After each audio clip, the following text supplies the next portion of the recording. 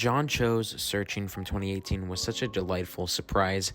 In fact, I liked the film so much at the time that I ran out to buy it immediately after renting it on Vudu because I enjoyed it so much. So going into this film, I guess you could say that I had decently high expectations, and they exceeded them. Missing is everything I loved about the first film, just amped up. In the first film, we are seeing everything through John Cho's eyes, a distant father who's exploring his missing daughter's laptop. It's a much slower point of view to follow than a teenager who uses her laptop on a daily basis and has grown up in this age of technology. So due to that, the pacing of the film is much faster. And by telling the story through the perspective of this teenage daughter, who is essentially in her element, this place that she's very familiar with, technology, so much story is packed into this hour and 51-minute film, and that's mainly due to the outstanding editing. The editing in the original Searching film is amazing. After all, the editing of these films are the main tool in telling the story. Like I said before, John Cho in Searching was a much slower person to follow, but in Missing, the editing plays into the eccentric teenage vibe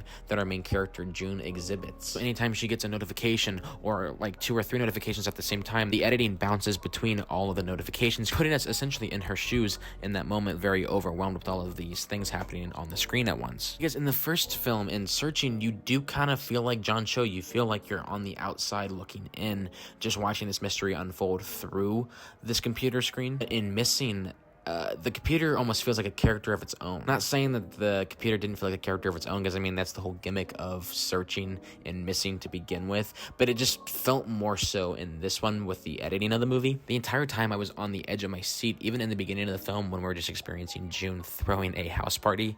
I was still very overwhelmed. All the way up until the last 20 minutes, I was in absolute love, but then those 20 minutes hit, and they honestly felt like they were just out of a different film altogether. Now, maybe I say that because after that intense nail-biting investigation on the daughter's end, it just comes to an abrupt climax. It's like the writers had another 30 to 40 minutes of the story to tell, but the studio wanted to keep the movie under 2 hours, so they had to trim it down. Overall, I did have a really good time with Missing, and despite the last 20 minutes, I did like where the film left off. And everything up until that climactic sequence was borderline gold in terms of investigative storytelling. And honestly, the creators behind Searching and Missing deserve a giant round of applause because they are doing what Rian Johnson did with the murder mystery genre. They were completely reinventing investigative storytelling. If they keep up this level of work, I am more than excited to see what they are going to do next, and I'm going to give Missing a 4 out of 5.